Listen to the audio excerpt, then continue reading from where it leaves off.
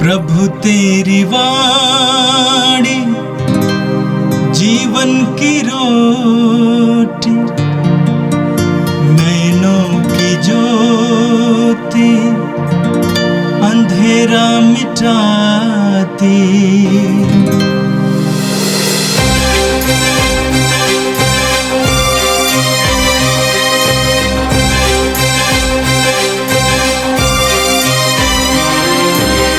प्रभु तेरी वाणी जीवन की रोटी, नैनों की ज्योति अंधेरा मिटाती। प्रभु तेरी वाणी जीवन की रोटी, नैनों की ज्योति अंधेरा मिटाती। वाणी वाणी वाणी वाणी वाणी पवित्र है, शाश्वत है, जीवन का मन्ना है।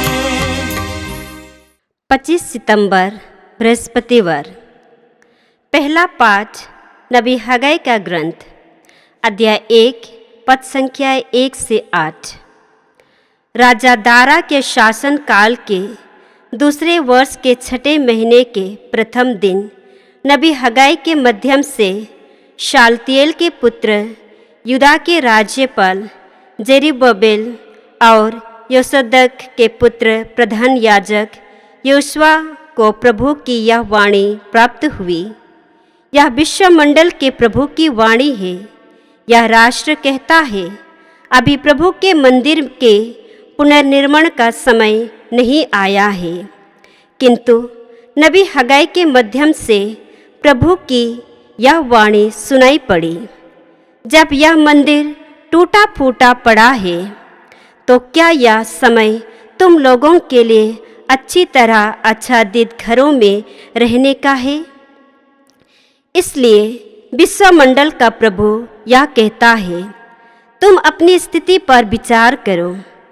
तुमने बहुत बोया किंतु कम लूने हो, तुम खाते हो किंतु तुम्हें तृप्ति नहीं मिलती, तुम पीते हो किंतु तुम्हारे प्यास नहीं बुझती, तुम कपड़े पहनते हो किंतु तुम्हारा शरीर गर्म नहीं रहता। मजदूर अपना वेतन तो पाता है किंतु उसे छेद वाली थैली में रखता है। विश्वमंडल का प्रभु यह कहता है, तुम अपनी स्थिति पर विचार करो। पहाड़ी प्रदेश जाकर लकड़ी ले आओ और मंदिर फिर बनवाऊं। मैं उससे प्रसन्न होऊंगा और उसमें अपनी महिमा प्रकट करूंगा। यह प्रभु की वाणी है, यह प्रभु की वाणी है। संत लूकस के अनुसार पवित्र सुसमाचार, अध्याय 9, वचन संख्याएं 7 से लेकर 9 तक। राजा हेरोद उन सब बातों की चर्चा सुनकर असमंजस में पड़ गया, क्योंकि कुछ लोग कहते थे कि यूहन्ना मृतकों में से जी उठा है, कुछ कहते थे कि एलियस प्रकट हुआ है, और कुछ लोग कहते थे कि पुराने नबियों में से कोई जी उठा है। हेरोद ने कहा, यूहन्ना का तो मैंने सिर कटवा दिया है, फिर यह कौन है जिसके विषय में ऐसी बातें सुनता हूँ? और वह यीशु को देखने के लिए उत्सुक था। यह प्रभु का पवित्र सुसमाचार। हे क्रिस्त तेरी स्तुति हो। क्रिस्त में प्यारे विश्वासी भाइयों और बहनों, आज का पहला पाठ जो नबी हग्गाई के ग्रंथ से लिया गया है, अध्याय 1, उसकी वचन संख्याएं 1 से लेकर 8 तक। जब हम इस वचन की पृष्ठभूमि को पढ़ते हैं, तब हम जान जाएंगे कि प्रभु किस ओर और किस लिए अपने लोगों को एक प्रकार से चेतावनी दे रहा है, अपने लोगों को एक शिक्षा दे रहा है। नबी हग्गाई का कार्यकाल लगभग 520 ईसा पूर्व का है, और यह समय है बाबुल की निर्वासन का समय, एग्जाइल का समय। वहाँ से बाबुल से उन निर्वासित लोग, इस्राएली लोग वापस आ रहे हैं, अपनी भूमि पर वापस आ रहे हैं। राजा सुलेमान ने बनाया हुआ एक महान सुंदर मंदिर के नष्ट करने के बाद नबूखदनेस्सर इस्राएल लोगों को निर्वासन में लेके जाते हैं। और प्रभु के सामर्थ्य के कारण, प्रभु के महिमा के कारण, प्रभु की कृपा के कारण इस्राएल लोग अब उन राजाओं के कृपा पात्र बन गए। और वही राजा फिर से उनको अपना मंदिर बनाने के लिए उन्हें इस्राएल की ओर वापस भेज देते हैं, कई चीज़ों के साथ में देकर। हम वचन में पढ़ रहे हैं इन दिनों के।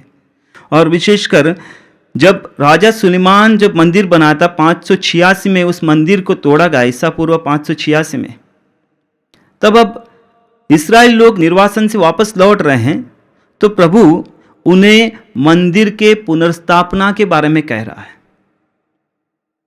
मेरे समझ से पुराना विधान एक हमारे शरीर की तरह है और नया विधान उस शरीर का आत्मा है। पुराना विधान एक हमारे शरीर की तरह हम देख सकते हैं और नया विधान उसका आत्मा है। उस समय के अनुसार, उस सोच के अनुसार प्रभु उन्हें शिक्षा दे रहे थे। और आत्मिक सोच के अनुसार प्रभु यीशु स्वयं, जब ईश्वर हमारे बीच में आते हैं, वो आत्मिक शिक्षा की ओर हमें लेके जाते हैं। तो वहाँ पर प्रभु का वचन कहता है, प्रभु नबी हग्गई के माध्यम से कहते हैं कि राष्ट्र कहता है अभी प्रभु के मंदिर के पुनर्निर्माण का समय नहीं आया, किंतु नबी हग्गई द्वारा प्रभु उन्हें चेतावनी देता है, जब ये मंदिर टूटा फूटा है तो क्या यह समय तुम लोगों के लिए अच्छी तरह आच्छादित घरों में रहने का है? इसलिए विश्वमंडल का प्रभु यह कहता है, तुम अपनी स्थिति पर विचार करो। तुम अपनी स्थिति पर विचार करो। तुम किस जगह पर हो, कहां पर हो, तुम्हारी स्थिति क्या है? और आगे वचन कहता है, तुमने बहुत बोया किंतु कम लूनते हो, तुम खाते तो हो किंतु तृप्ति नहीं मिलती, तुम पीते हो किंतु तुम्हारी प्यास नहीं बुझती, तुम कपड़े पहनते हो किंतु तुम्हारा शरीर गर्म नहीं रहता, मजदूर अपने वेतन को तो पाता है किंतु उसे छेद वाली थैली में रखता है। और विश्वमंडल का प्रभु कहता है, अब तुम अपनी स्थिति पर विचार करो। बार बार प्रभु इस वचन को दोहराए, तुम अपनी स्थिति पर विचार करो। उसके साधारण कारण है लोगों का आत्म केंद्रित जीवन। लोग अपने स्वार्थ में, अपनी सोच में आगे बढ़ रहे हैं। वो भूल गए कि जिस ईश्वर ने हमें फिर से एक बार वापस बुलाया है ताकि हम विश्वास के साथ मजबूती से कलीसिया का निर्माण करें, चर्च का निर्माण करें, मंदिर का निर्माण करें। जब हम कलीसिया का निर्माण कर रहे हैं, ऐसे इस प्रकार से बोलते हैं, हम मत्ती के सुसमाचार में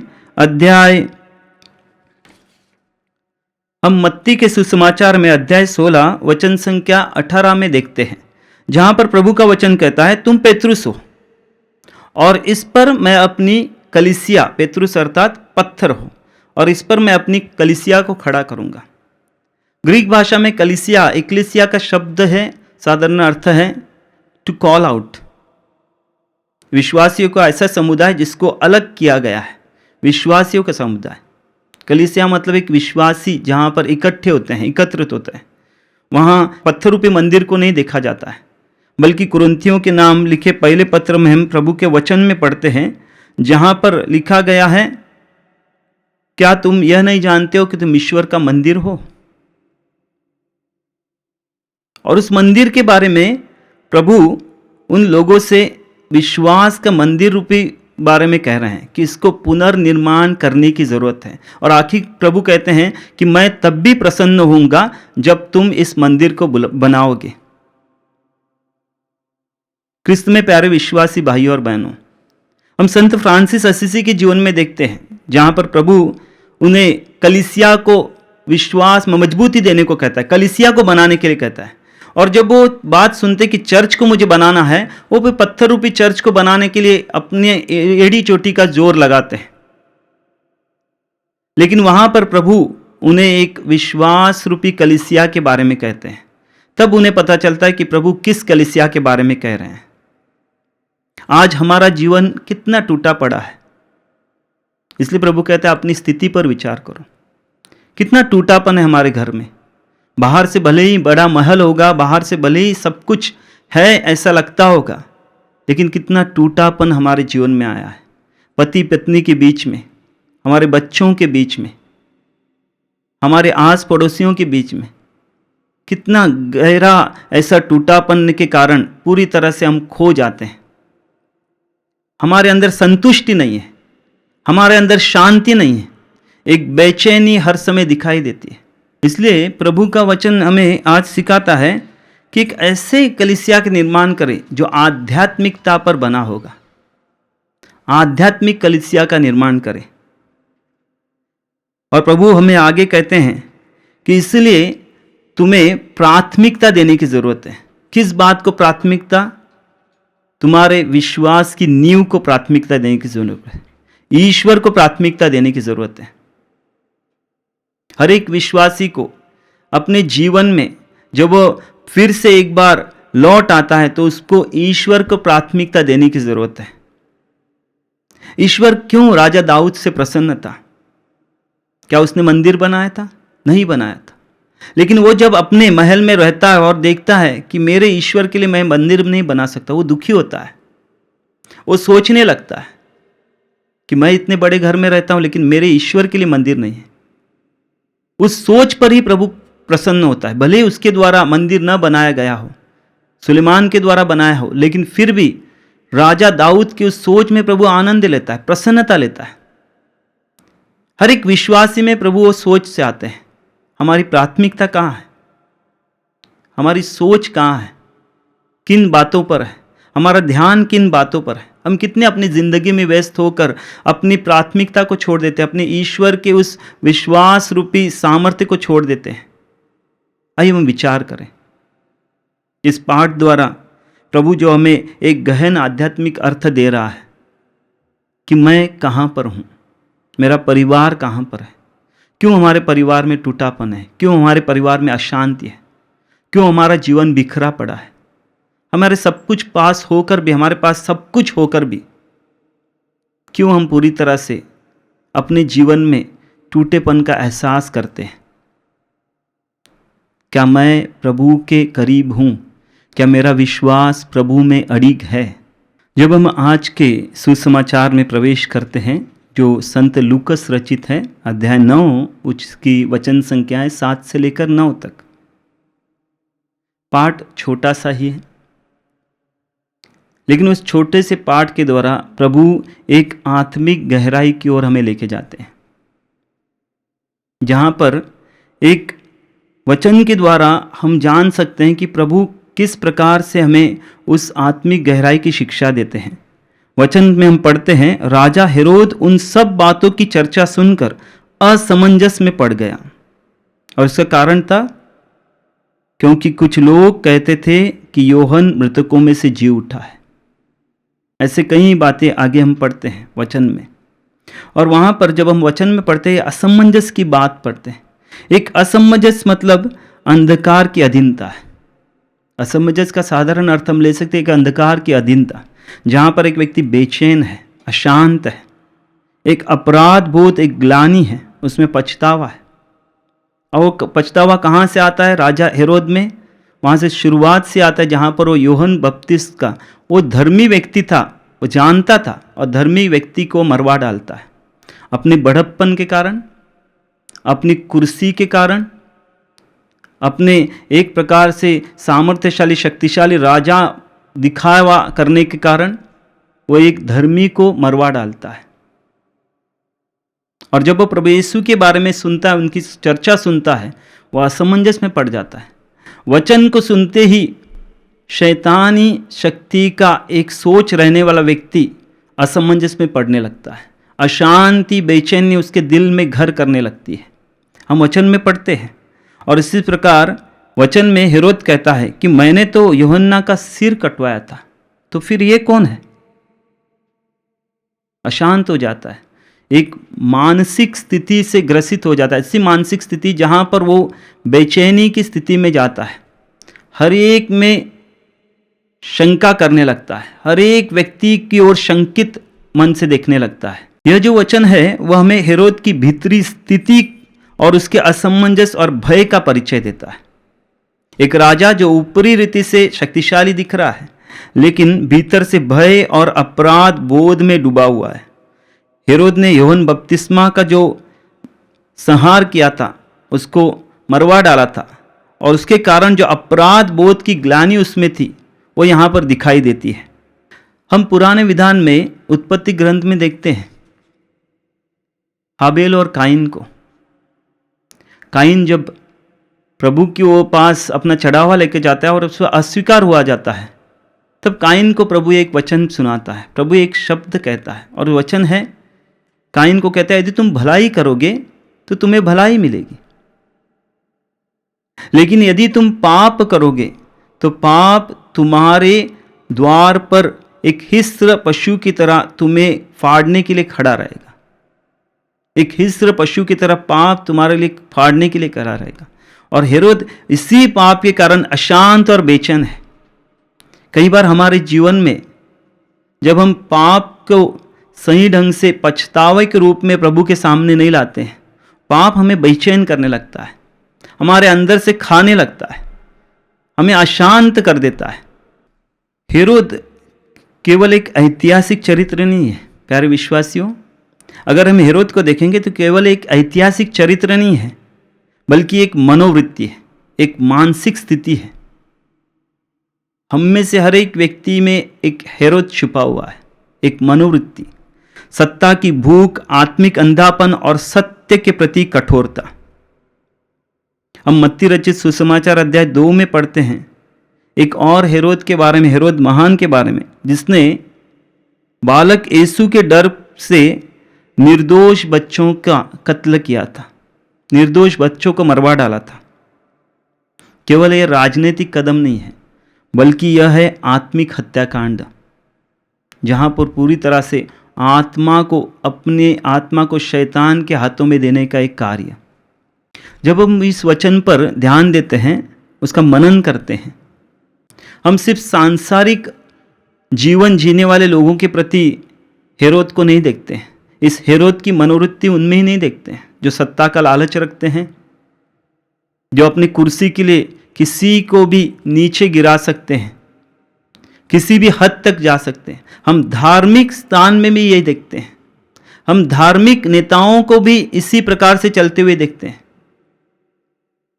अपनी कुर्सी के लिए, अपने स्थान के लिए लोग सत्य को दबाने की कोशिश करते हैं, सत्य को नष्ट करने का प्रयास करते हैं, और इसी कारण वह सत्ता और स्वार्थ उस हृदय पर हावी हो जाता है। और हावी होने के कारण प्रभु का वचन हमें याद दिलाता है कि हेरोद असमंजस में पड़ जाता है। उनमें एक बेचैनी आती है, उनमें एक अशांति आती है। अपनी सत्ता, अपने बड़प्पन को, अपनी कुर्सी को बचाने के लिए किसी भी हद तक जा सकते हैं। क्या यही बात हम कलीसिया में नहीं देख रहे हैं? एक विचार करने की स्थिति है। कलीसिया के अधिकारी हो, नेता हो, या कलीसिया में विश्वासी हो, क्या एक दूसरे की टांग खींचने में हम कम है? क्या हमारे भी अंदर ये हेरोद की मनोवृत्ति है? हमें आज प्रभु वचन के द्वारा एक आह्वान दे रहा है। प्रभु का वचन हमें याद दिलाता है, यूहन्ना के सुसमाचार में, यूहन्ना रचित सुसमाचार में अध्याय 3 वचन संख्या 30 में याद दिलाता है कि प्रभु के हाथ से निवाला यूदस ने लिया, और वहां लिखा गया है यूदस अंधकार में चला गया। यूदस अंधकार में चला गया। कभी कभी ये सत्ता की भूख, ये कुर्सी की भूख, अपने बड़प्पन और घमंड की भूख हमें असमंजस में डाल देती है। हम समझ नहीं पाते हैं कि किस रास्ते पर चले, और प्रभु के रास्ते को ठोकर मारकर हम अंधकार में चले जाते हैं। हम अंधकार की ओर मुड़ जाते हैं, और ऐसी स्थिति में कलीसिया को पूरी तरह से नष्ट करने में भी हम कम नहीं करते हैं, अपने स्वार्थ के लिए।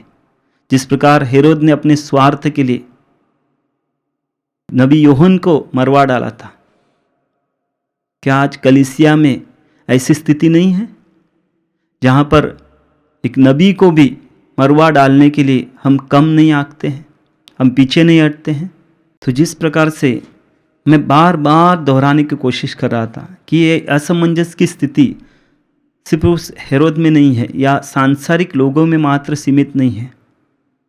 जैसे हव्वा को उत्पत्ति ग्रंथ में हम पढ़ते हैं, हव्वा को शैतान ने असमंजस में डाला था, लोभ के कारण, लालच के कारण। हवा असमंजस में पड़ी, बेचैन हो गई और उसको ईश्वर के प्रेम से भी बढ़कर वो फल लुभावना लगा, ईश्वर की कृपा से भी बढ़कर, ईश्वर के सानिध्य से भी बढ़कर वो फल लुभावना लगने लगा। और हवा उस लुभावने फल के कारण पूरी मानव जाति को मृत्यु के वश में लेकर आई। हम वचन में पढ़ते हैं, अध्याय 3 वचन संख्या 6 में उत्पत्ति ग्रंथ में। इसलिए प्रभु यीशु यूहन्ना के सुसमाचार अध्याय 17 वचन संख्या 16 में कहते हैं, तुम संसार में हो पर संसार के नहीं हो। एक व्यक्ति को, जो व्यक्ति विश्वास के रास्ते पर चलना चाहता है, विश्वासी रूपी उस मोड़ पर चलना चाहता है, अपने शरीर को आत्मिक मंदिर बनाने की ओर चलना चाहता है, उसको अपने दिमाग में रखने वाली बात है, तुम संसार में हो पर संसार के नहीं हो, प्रभु यीशु ने कहा। आइए इस विश्वास को हमारे अंदर देखें। कौन सी ऐसी चीज़ है जिसे मैं प्राथमिकता देता हूं, जिसे नबी अग्गय द्वारा आज के पहले पाठ में प्रभु कहता है? क्या मैं ईश्वर को, मंदिर को मजबूती से विश्वास में लाने के लिए तैयार हूं, या मैं भी उस असमंजस की स्थिति में हूं जो हेरोद है, जहां पर सिर्फ प्रभु यीशु को देखना चाहता है, लेकिन उसके विश्वास के कारण नहीं, पछतावे के कारण नहीं, बल्कि वो देखना चाहता है कि सही यही है या कोई और है। उसके अंदर कहीं ना कहीं वो डर है कि इसको मरवा डालूंगा तभी मैं अच्छे से रहूँगा। क्या हमारे जीवन में भी वही स्थिति है? क्या प्रभु का प्रेम, प्रभु की दयालुता हमें प्रभु की ओर पश्चातापी हृदय से नहीं ले जा रही है? क्या प्रभु को देखने के लिए हमारा हृदय पश्चाताप से भरा हुआ है, ताकि हम प्रभु के मंदिर का पुनर्निर्माण कर सके? आइए हम प्रार्थना करें। हे प्रभु, हम धन्यवाद देते हैं और तेरी महिमा करते हैं इन वचनों के लिए, जिसके द्वारा तो हमारे हृदय को फिर से एक बार पुनर्निर्माण करने के लिए बुलाता है, विश्वास में मजबूती के लिए बुलाता है। वचन सुनने वाला हर एक व्यक्ति आशीषित हो जाए, हमें सोचने और समझने की एक सुबुद्धि मिले। प्रभु, इस समय हम सबों पर आशीष दे, कृपाएं दे, ताकि तेरे विश्वास में हम सदैव बढ़ते रहें। ये हम प्रार्थना करते हैं हमारे प्रभु यीशु के पवित्र और शक्तिशाली नाम में, आमीन।